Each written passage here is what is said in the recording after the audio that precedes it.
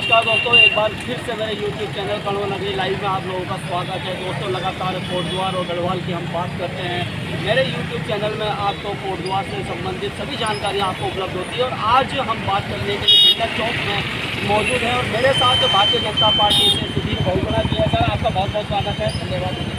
और मेरे साथ दूसरे मेरे वरिष्ठ पत्रकार सूरज कुरेती जी हैं, जो कि प्रयाण सांध्य दैनिक को देखते हैं और पिछले कई वर्षों से आप भी पत्रकारिता के क्षेत्र में काम कर रहे हैं। सर, आपका भी बहुत बहुत स्वागत है। तो दोस्तों, जैसा कि आप सभी जानते हैं, उत्तराखंड में भारतीय जनता पार्टी ने एक बार फिर से सरकार बनाई है और ऐसा पहली बार हुआ है उत्तराखंड के इतिहास में कि एक ही पार्टी की लगातार 2 बार सरकार बनी है। अगर कोटद्वार की बात की जाए तो दोस्तों, कोटद्वार में पहली बार ऐसा हुआ है कि महिला विधायिका यहाँ से चुनकर आई हैं, ऋतु भूषण खंडूरी जी, और साथ ही साथ उत्तराखंड को उन्हीं के रूप में, ऋतु भूषण खंडूरी के रूप में उत्तराखंड की पहली विधानसभा अध्यक्षा भी मिली है। तो ये सब चीज़ें कोटद्वार में नहीं हुई है और हम जानेंगे क्या विधानसभा अध्यक्षा ऋतु भूषण खंडूरी अपने कोटद्वार के लिए कुछ कार्य कर पाएंगी, क्योंकि अब उनके पास जिस प्रकार से उनके पास जो पद है उसके आधार पर उनके पास समय बहुत कम है। तो सबसे पहले हम जानेंगे सूरज कुरेती, जो कि पत्रकार हैं और बहुत पैनी नज़र रखते हैं कोटद्वार के संदर्भ में। आइए उनसे जानते हैं। सर, सरकार बन गई है कोटद्वार उत्तराखंड में, बीजेपी की एक बार फिर ऋतु भूषण खंडूरी जी विधायक बन गई है, साथ ही साथ वो विधानसभा अध्यक्ष भी बन गई हैं और कोटद्वार में आप जानते हैं कि समस्याओं का भंडार है, क्या कुछ कर पाएंगी? सबसे पहले चैनल के माध्यम से कोटद्वार की सम्मानित आवाम और यहाँ की जो जनता है, जिन्होंने अपना मत देकर के एक महिला को पहली बार विधानसभा भेजा है, जनता का आभार व्यक्त करता हूँ। और देखिए, चुनाव में हार जीत तो एक लगा हुआ मामला है, कभी सरकार किसी की बनती है, कभी किसी की बनती है। इस बार जो है उत्तराखंड में सरकार रिपीट हुई है और पहली विधानसभा अध्यक्ष महिला कोटद्वार से जो विजयी हुई है, वहीं ऋतु खंडूरी जी को ये अवसर मिला है। उनको भी हम आपके YouTube चैनल के माध्यम से बहुत बहुत बधाई देते हैं और बड़ी उम्मीदें कोटद्वार के लोगों को हैं। और मुझे लगता है कि जिस तरह से खंडूरी जी एक अनुशासन प्रिय और एक जनता के साथ राजनीति करने वाले व्यक्ति रहे हैं, उनकी बेटी भी, उनमें भी खंडूरी जी का जो स्वभाव है, एटीट्यूड है, अनुशासन और एक दबंगी से राजनीति करने की जो झलक लगती है, मुझे लगता है कि ऋतु खंडूरी कोटद्वार के लोगों की आशाओं पर खरी उतरेंगी और विधानसभा अध्यक्ष का बहुत बड़ा पद उन्हें मिला है। तो विधानसभा अध्यक्ष रहते हुए कोटद्वार की समस्याओं को अवश्य दूर करेंगी और उनके 41 बिंदु जो उन्होंने चुनाव के दौरान प्रेस कॉन्फ्रेंस में अपनी बात रखी है, तो हम सभी उम्मीद करते हैं कि उन पर वो खरी उतरेंगे। और कोटद्वार गढ़वाल का द्वार है, यहाँ से जो भी विकास की हवा चलती है या चुनाव की लहर चलती है, वो पूरे बद्री केदार पहाड़ तक जाती है और इसका असर हुआ है। कोटद्वार से जो हवा चली तो पूरे पहाड़ तक प्रत्याशी जीते हैं, भाजपा के सरकार बनी है। मैं सुधीर बहुगुणा जी के पास जाऊंगा। सर, सूरज कुरेती जी कह रहे हैं कि ऋतु भूषण खंडूरी जरूर कुछ काम करेगी। सबसे पहले तो बहुत बहुत बधाई, हम शुभकामनाएं कि एक बार फिर भारतीय जनता पार्टी अपनी सरकार बनाई है। पिछली बार आप डॉक्टर हरक सिंह रावत जी, जो यहाँ के विधायक थे, उनके साथ है, लेकिन बाद में कुछ जो अनबन होने के कारण आप वहाँ से हट गए थे। उसके बाद भी ऋतु भूषण खंडूरी जी के लिए आपने कार्य किया और आज वो विधायक यहाँ की बन गई हैं। तो कैसे देख रहे हैं, क्या काम कोटद्वार के लिए वो कर पाएंगी? जी, ये जो जीत अभी भाजपा की हुई है, ये मैं आपको पहले बता दूं कि ये जो जीत है, ये मोदी जी के नाम की जीत है और योगी जी के नाम की जीत है। और साथ ही जीत उस मात्र शक्ति की है क्योंकि हमारी ऋतु खंडूरी जी उत्तराखंड में हमारी जो भाजपा महिला मोर्चा है उसकी प्रदेश अध्यक्ष भी हैं। तो उस रूप में कहीं ना कहीं आपने देखा हो कि महिलाओं ने बड़ा मैंडेट इस बार सरकार को दिया है कोटद्वार में भी, क्योंकि 60% जो वोटर हैं वो महिलाएँ और स्त्रियाँ हैं, बच्चियाँ हैं। उन्होंने एक अपने स्वरूप के रूप में उन्होंने एक महिला प्रतिनिधि को यहाँ से चुना है। जिस प्रकार से यहाँ पर लगातार ये दिखाया जा रहा था कि नहीं, ऋतु खंडूरी बहुत पीछे है, नहीं, पर हमने जिस दिन से उन्होंने नॉमिनेशन कराया, हमारे अंदर एक हमारे अंदर विश्वास था कि नहीं, यहाँ की जो मात्र शक्ति है वो तमाम जो पुराने रिकॉर्ड उनको धका करके यहाँ पर दोबारा बीजेपी की सरकार बनाएंगी, बीजेपी का विधायक बनाएंगी। तो जिस पर हम खड़े उतरे हैं। रही बात काम की, तो ऋतु खंडूरी जी जो है काम के नाम पर बहुत सख्त लेडीज हैं, सख्त महिला हैं। आप उनके कार्यकाल को आप यमकेश्वर में देख सकते हैं। PMGSY की सबसे ज़्यादा सड़कें, देखो शहर में काम करना बहुत आसान है, पर पहाड़ों में काम करना बड़ा मुश्किल है। यमकेश्वर जैसे विधानसभा में कहाँ रह गया आपका दुगड्डा, कहाँ रह गया आपका लक्ष्मण झूला कहाँ रह गया आपका द्वारीखाल ब्लॉक लास्ट क्षेत्र, बहुत लंबा चौड़ा क्षेत्र है। ऐसे में सिर्फ एक मामूली विधायक के रूप में काम करना अपने आप में एक मील का पत्थर साबित करना है।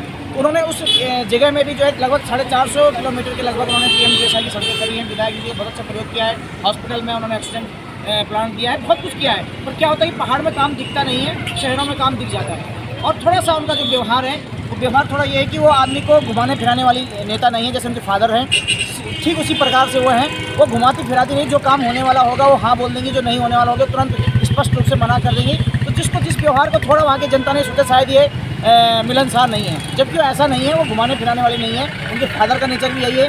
हम पिछले 20-25 साल से उनके फादर को जानते, तो वो भी इजीली ये है कि भाई काम होने वाला होगा, व्यक्तिगत काम के लिए मना कर देंगे। अगर कोई सामाजिक काम होगा उसके लिए तुरंत हाँ कर देंगे। तो इसी प्रकार से तो खंडूर जी है। और जिस प्रकार से उन्होंने अपने यहाँ पर 41 मुद्दे उन्होंने अपने एजेंडे में दिए थे, उन तमाम पे हम लोग खरा उतरेंगे और काम करेंगे। अभी तो आज जिस दिन से उन्होंने शपथ ग्रहण लिया तब से वो लगातार देहरादून में बिजी थी। आज उनका हाउस चल रहा है, हाउस कल ख़त्म हो जाएगा। 1 तारीख को कोटद्वार आर्यन का भव्य स्वागत हम यहाँ पर करेंगे और उसके बाद आपको 1 अप्रैल के बाद उनका काम आपको देखने को मिलेगा। तमाम उन चीज़ों को जो हमने अपने एजेंडे में यहाँ पर रखी हैं, अपने पत्र में, घोषणा पत्र में रखी है, वो तमाम आपको धीरे धीरे यहाँ पर खड़े होने को मिलेगी।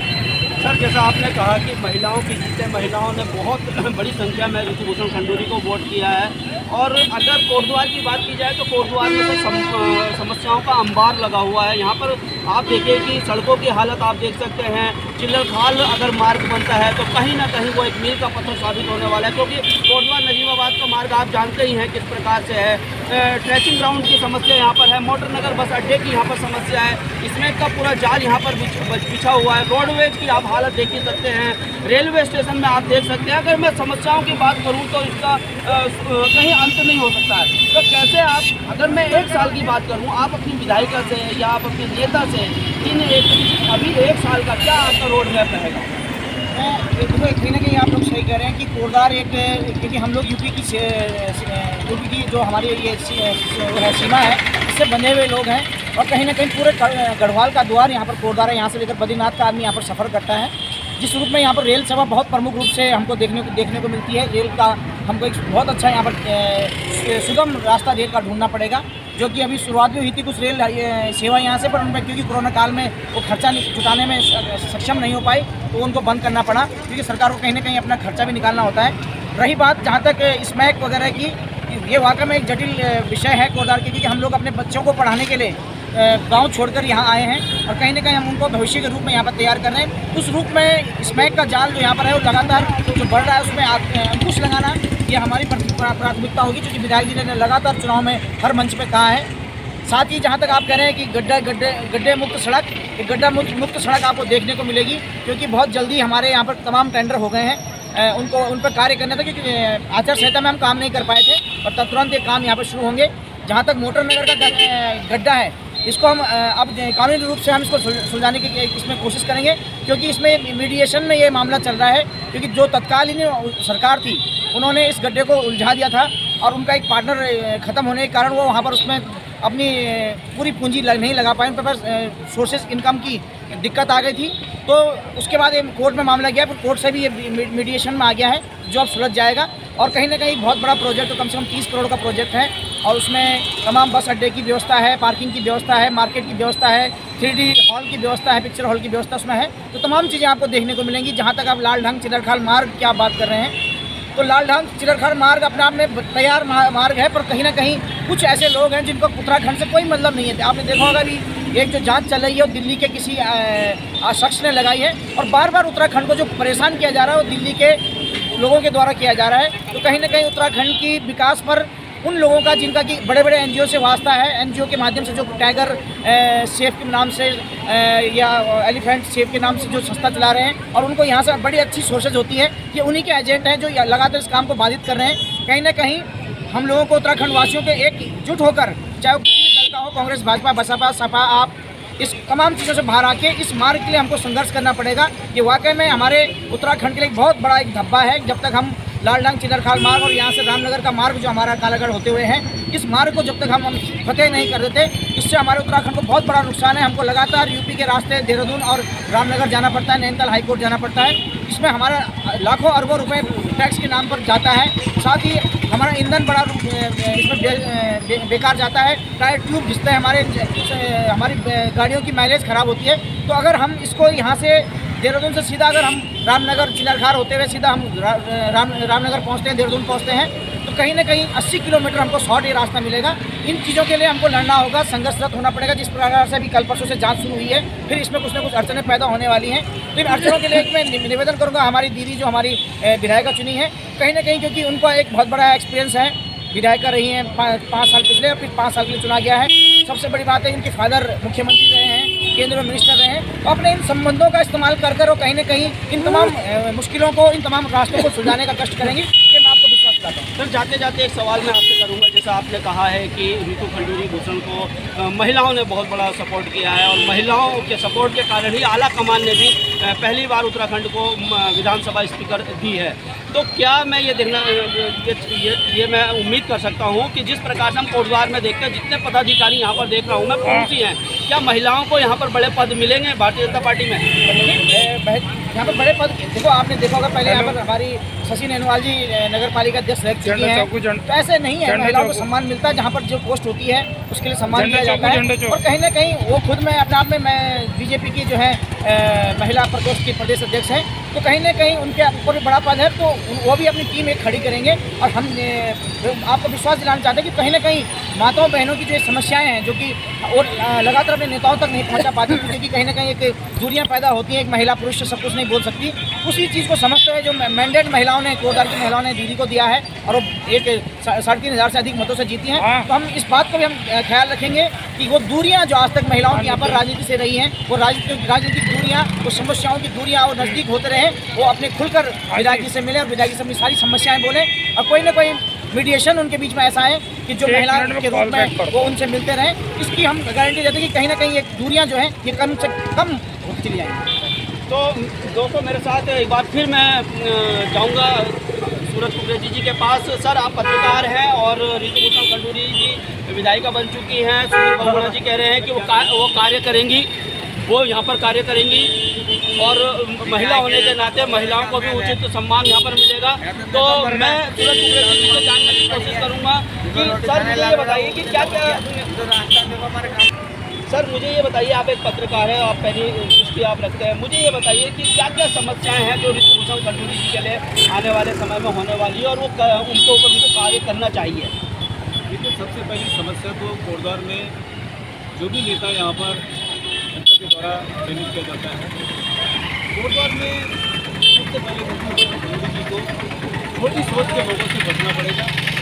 एक दिन यहाँ पर इस तरह के लोग बनाते हैं और जो चाटुकारिता की पॉलिसी यहाँ पर जो कार्यकर्ता या इस तरह के लोग बनाते हैं, उससे नेता को बड़ा नुकसान होता है। और आपके सामने एग्जाम्पल हैं, यहाँ पर अच्छे अच्छे नेता जो हैं, इस तरह के जो चाटुकार हैं उनके कारण उनकी राजनीतिक स्थिति खराब हुई है। तो मेरा तो मानना है कि रितु भूषण खंडूरी जी को सबसे पहले तो अपनी एक अच्छी कोर कमेटी यहाँ पे बनानी चाहिए, जो कोटद्वार में विकास का एक रोड मैप, समस्याओं का एक क्रमवार कैसे उनका समाधान किया जाए उस पर काम हो। जो कोटद्वार में समस्याएं, जैसे अभी सुधीर बहुगुणा जी ने बताया कि बहुत बड़ी समस्याएं यहाँ पर हैं, और ये समस्याएं कोटद्वार में राजनीतिक दिशाहीनता के कारण पैदा हुई हैं। चाहे वो मोटर नगर का गड्ढा हो, सिविल लाइन की समस्या यहाँ पर है, और आपका जो है कंडी रोड जिसको हम बोलते हैं, रामनगर टू ये लालडांग, सबसे बड़ी समस्या हमारे पास जो है। देखिए, दूसरी बार उत्तराखंड में बीजेपी की सरकार बनी है, केंद्र में इनकी सरकार है और उत्तर प्रदेश में बीजेपी की सरकार है। तो कहीं ना कहीं गढ़वाल और कोटद्वार में जो है राजनीतिक कमजोरी मुझे लगती है। यहाँ पे नेताओं में एक कैलिबर नहीं है।